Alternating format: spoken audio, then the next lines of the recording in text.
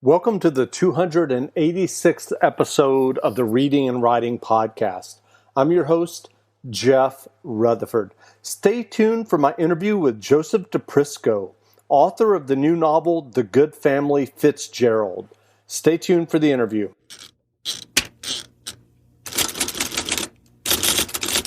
Welcome back to the Reading and Writing Podcast. My guest today is Joseph Di Prisco. Di Prisco's novels include Confessions of Brother Eli, Sun City, All for Now, and The Alzheimer. Di Prisco's latest novel is The Good Family Fitzgerald. He's also written 3 books of poetry and 2 memoirs, Subway to California and The Pope of Brooklyn. Joe, welcome to the podcast. Great to be here, Jeff. Thanks for having me. Great. Well, if someone listening hasn't heard yet about The Good Family Fitzgerald, how would you describe the novel? First of all, I'll be very disappointed in my publicist that people haven't heard about it. But aside from that, so it's a family saga. It's an Irish American family. It's about it's a family deeply implicated in crime and in the church. So there you have 2 family systems that are kind of dysfunctional. You have the church system and you have the mob system, and they're joined in this family. The leading characters or the family members are implicated across the board. There's the priest, there's the searcher, there's the high school teacher, there's the sex worker, there's the mob patriarch who oversees everything, he thinks. The book begins with a terrible event, and everything spirals from there. And we get into what it means to be a family, what it means to be a priest, what it means to be a child, and what it means to be a good daughter, good son. So it's a long. It took me years to write, and I'm glad I did it. And so do you remember the original idea that led you to write The Good Family Fitzgerald?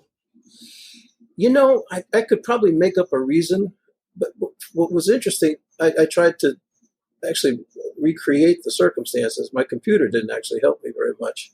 But this book has taken place, I've been writing this for many years, and I think I published 4 books while this was cooking on the back burner for me, including both memoirs. And I think for me, my literary preoccupations have been the crime, the mob, and the church. And that both have a lot to do with my family history. And I think I wanted a novel that would tell the story of both and how they relate to each other, the corruption, the heroism, the integrity. It's good. If I'm successful in the novel, I think the reader is going to be pressed to figure out who has integrity here. And if the reader isn't surprised, then I haven't gotten to the bottom of it. But so it began with, I think, moral questions, and then sort of a narrative challenge to me. Well, how do I tell this story of a family? And I've been preoccupied, but also with the family. When you write memoirs, as I do, I've written one pretty long memoir about my family. It's a preoccupation. I've written a couple of books about child development too. And when you're writing about child development, you're writing about the family systems. I taught for 20 years.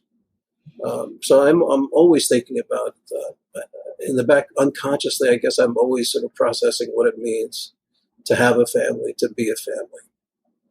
So you mentioned your 2 memoirs, and then I mentioned earlier your previous 4 novels before your latest one. I'm curious, is the process the same for you for each book, or does it change from book to book? Oh, it's always different. There are different parts of my brain that are tapped with writing a poem is one kind of thing. Writing a memoir is, well, it's very clear what a memoir is. It's an attempt to tell the truth about your life. It's not an autobiography. It's about seeing the motif, the myth of your own life. And I had a lot to go on in the memoirs. fiction is, Randall Jarrell, great Randall Jarrell, defined a novel as a long piece of fiction with which something is wrong, which is kind of an interesting way to think about it, because every novel sort of fails at some point. And I agree with that. A memoir to me is a piece of fiction, of nonfiction of some length, with which something is wrong with the author. So you begin with a loss, you begin with a problem, because why would you write a memoir otherwise? So in fiction, you're lying in order to tell the truth. And in a memoir, you're telling the truth in order to tell the truth. It's a very different process. When you're writing a memoir, I felt like I was doing therapy on myself. I wanted to send myself a bill at the end of every day, and you have a different audience in mind yourself. You want to be fair to the people who created you, made you who you are, and in fiction, you're making up stuff that I think, in a way, it gives you more access to telling the truth about your life. It's a total paradox, but it's true. And so what are your earliest memories of reading and books? So for me, my dad was a small-time mobster in Brooklyn. And my mom and he was a small-time con man and bookmaker and gambler. And my mother was quite gorgeous and routinely spoke in ways that I can't do on your show. She's very colorful. They were both tremendous liars.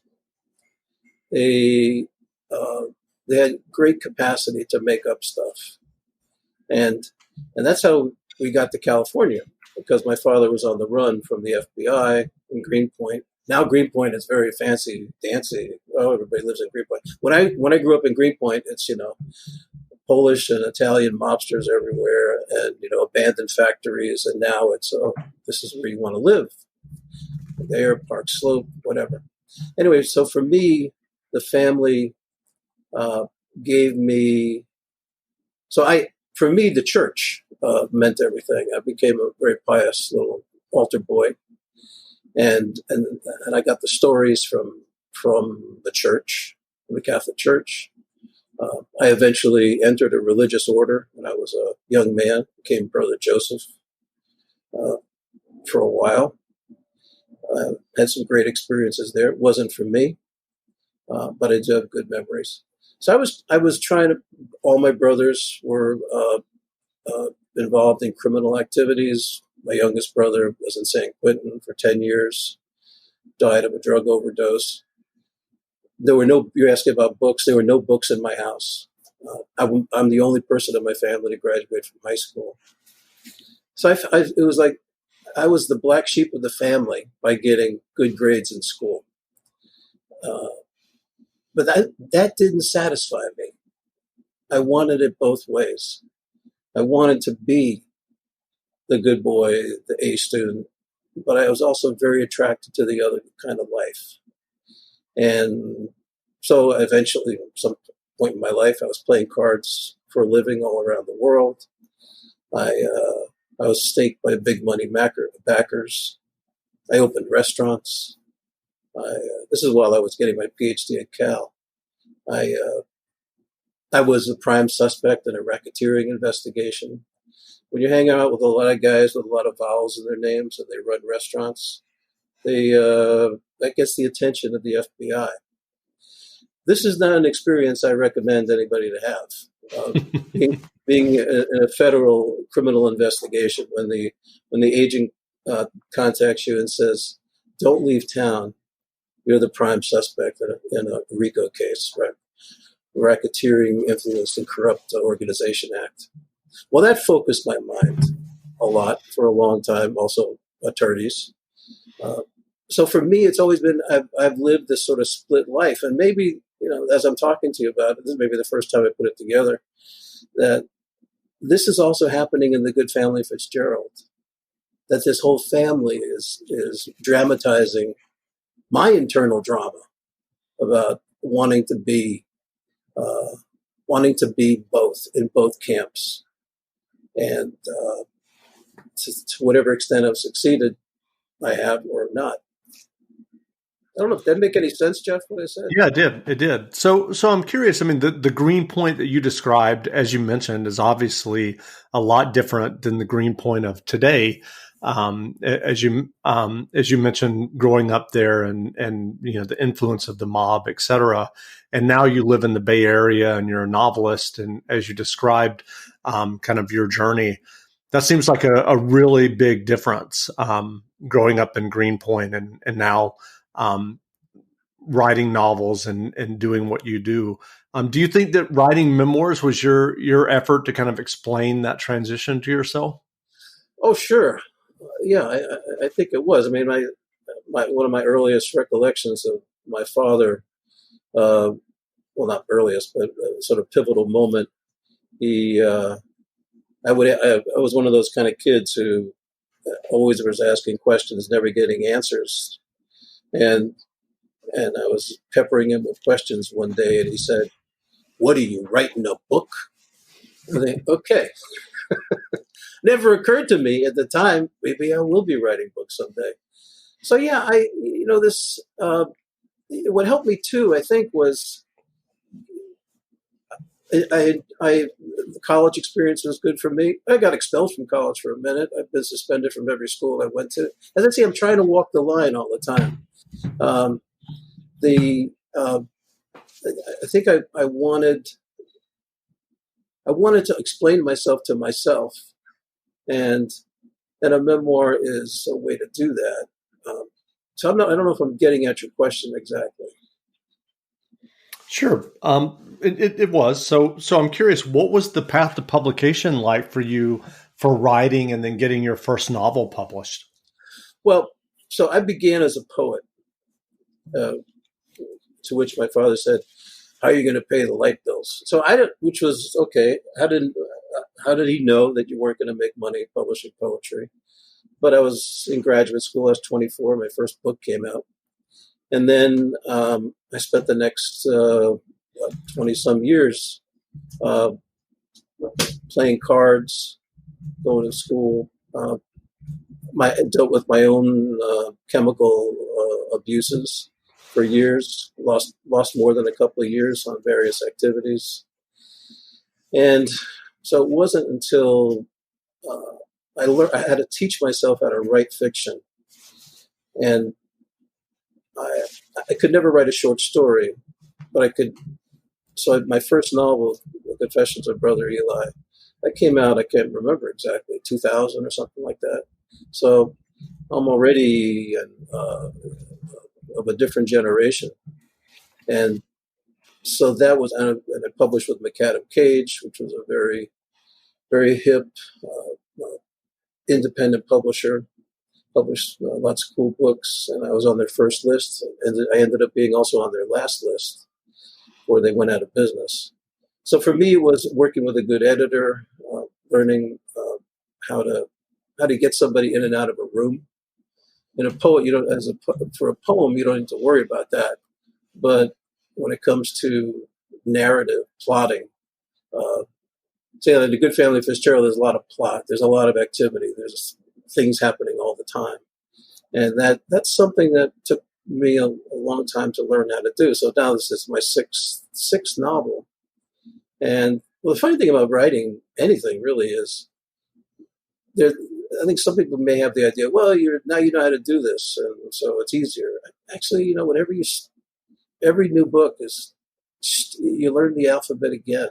It's starting from scratch, and I think in my older age here, I get more ruthless with myself. I hope I am. I hope I'm more ready to cut stuff and to be more attentive to what the heck's going on, and be receptive to where the story is. I mean, the story should take you if you're writing if you're doing the right thing in a novel, as you're writing, the process has to be one of surprise, has to be one of investigation, exploration.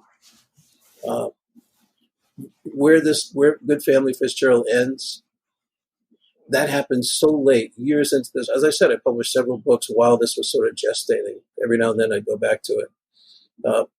When I knew I had the ending, it was, God, it must have been 6 or 7 years into it, at least. And then what you do, it's interesting, when you know the last line, then you have to go, then you see the first line in a new way, and you revise accordingly. So you go back and forward. It's an endless heuristic process. And so it sounds like you used a very organic process for writing The Good Family Fitzgerald. As you said, it took you many years to figure out the ending. Do you usually write organically? Do you ever plot your novels? I don't know how to do that. I wish I could, but I never was able to write an outline even for papers when I was in school. I tried to learn it. I can't do it. And maybe it's because I'm at heart a poet. Maybe it's that I'm disorganized. That's possible too. But I think for me, it's, as I said, you're taking one step. It's the funny thing is, writing is sentence by sentence. I mean, I know there are great writers who, Trollope, Dickens, George Eliot, and all these great classic writers who look like they just deliver this book out of nothing. There it is on the page. Well, that doesn't happen to somebody like me. It's sentence by sentence. And when you find the right sentence, and it might take you all day to get a sentence right, it's wonderful. And that's because writing is hard. Now, it's my choice. I want to do it. Nobody's telling me to do it. But the pleasures of writing are fleeting, and but they're profound. And as I say, it's all about that sentence. It's all about the word. And if you get that right, then that's a good day. Well, in addition to your writing, you're the founder and chairman of the Simpson Literary Project, which supports writers of all ages through community-based programs in the Bay Area. In addition, the Simpson Literary Project also awards the annual Joyce Carol Oates Prize to a fiction author at the middle stage of their career. How did you get involved with the Simpson Literary Project? Well, people say I founded it. I guess I did about 5 or 6 years ago, when I saw a relationship possible between the University of California English Department, where I was a graduate student and where I taught a little bit, and the town where I'm living in now, Lafayette Learning Center Foundation.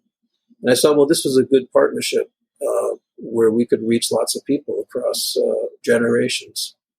And so we, first thing we came up with was a literary prize. And that was going to be a $50,000 prize for a fiction writer. I was able to, one of the things about being I've done a lot of board chair work. I've been on lots of boards. The main thing a board chair does is raise money. So, which is, people think that's kind of, I enjoy raising money. I'm not asking for myself. I'm asking for the kids. I'm asking for causes bigger than myself. So I never have trouble asking for money.